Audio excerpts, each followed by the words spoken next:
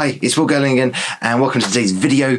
Today we are talking about post-exercise glycogen resynthesis. I know, a whole mouthful of words there, but what we are talking about is essentially the speed at which we can replenish our muscles with carbohydrate to give you the best recovery, so you can be performing again as quickly as possible.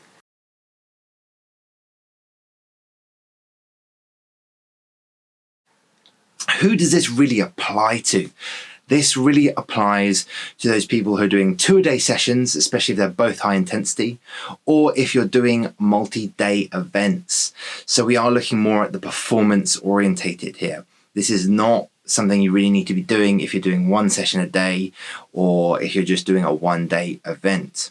So the study is by Burke et al. 2017, so relatively recent, and it is a review paper about all the recent research out there to aid you in what you can be doing to help your recovery. We're going to break this down into 2 segments. I'm going to keep it really related to carbohydrate. First off, there is 2 separate windows. We have a 24-hour window, and then we have a 4-hour window.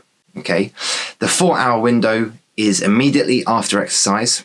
We have 1 to 4 hours to really maximize glycogen storage or stored carbohydrate.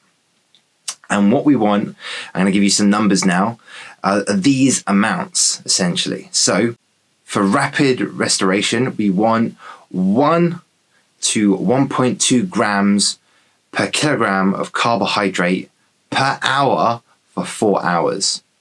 Okay, now if you can't get that, or for certain body composition reasons you need less but still want to maximize, then having 0.5 to 0.8 grams per kilogram body weight of carbohydrate with protein at 0.3 to 0.5 grams per kilogram body weight will improve recovery, or the protein will maximize that a drawing in of carbohydrate into the muscle, even though it's not sufficient amount. This brings us on to our next point, which is what type. So there's obviously loads of different types of carbohydrates out there. Do I need to have fruit? Do I want to be having brown rice? Do I want to be having white rice? And we do want to be having moderate to high GI carbohydrates because they restore stored carbohydrate or glycogen much more effectively than low GI. So we don't want to be having all your slower digesting low GI carbohydrates. And if you do a quick search, you'll be able to find a list that will help you with that. But we don't want to be having your brown rice. We don't want to be having your whole grains and your slow ones, right? We want to be having those faster white rice, white bread, sucrose-based products, okay? And these are going to really rapidly go back into the muscle.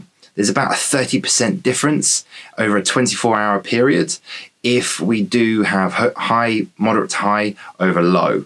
That can be really significant, and that's why it's really important if this is for a race or an event that you're doing rather than everyday training. So we've spoken about how much you need to be having in that 1 to 4 hour period. We've spoken about how much to have, so that 1 to 1.2 grams in that 4 hour period. And then also we've spoken about what kind of carbohydrate you want to have. What things might change, slow it down, speed it up. So we have alcohol and we have caffeine. Caffeine's going to speed it up, and having an intake of about 3 to 6 milligrams per kilogram body weight with that first meal in that 1 to 4 hour period is going to speed up that transition of carbohydrate to the muscle. Though be aware, if that's obviously near sleep or it's late in the day, that's going to affect your sleep, and you're going to probably struggle to get a good recovery from that point of view. The other, as mentioned, was alcohol, and if you're going to be boozing, having a tipple, having a few bevs, then you're going to struggle and slow down that glycogen resynthesis, and it will affect your recovery. This is with excessive drinking, so you having a glass of wine is not really going to make a difference. If you're having several, a bottle, then you're going to see a significant reduction in recovery. and glycogen replenishment. The other part that we mentioned was the 24-hour period. So we have the 4-hour period, which is really important for rapid restoration of glycogen, and it follows those numbers we've put. But in a 24-hour period, obviously eating continues afterwards, not for those amounts, but then you'd probably have just your dinner and then maybe another meal before bed. But what's important is over that 24-hour period, you want to maintain the moderate to high GI carbohydrate. You need to account for that body composition. You need to make sure that you're not just over consuming. Other things that have been checked over are things like fat, and fat does slow down digestion. And there's one study that has looked specifically in this area at this, and they saw that having fat with these meals meant over a 24-hour period, they didn't replenish glycogen as much as if you didn't have the fat in those things. So make sure that the meals and the choices you're having are lower in fat. But fat is definitely lower down on the demand when we're racing and we're wanting to replenish our energy levels. Probably want some fat with your dinner to help with overall health and caloric intake for the day. What do I really think? I think that these are all recommendations that I use with athletes regularly, and it's important to come back to that main recommendation that I've said, which is from me, that is about total calories in relation to your body composition and demands of the event and race. There's no point in saying it's a multi-day race, but the race only lasts 2 hours and you only burnt 1,000 calories in it, and you're eating a huge amount of calories afterwards, way more than you've expended because of optimal levels. So be smart about your choice. It's important as well that this, like I said, it does really relate to those people doing 2 sessions a day that are intense, or are doing events that are more than one day, or you're doing touring, or you're doing something that is performance orientated. If you are touring and it's leisurely, then make it a smart choice to make sure you can do your next day.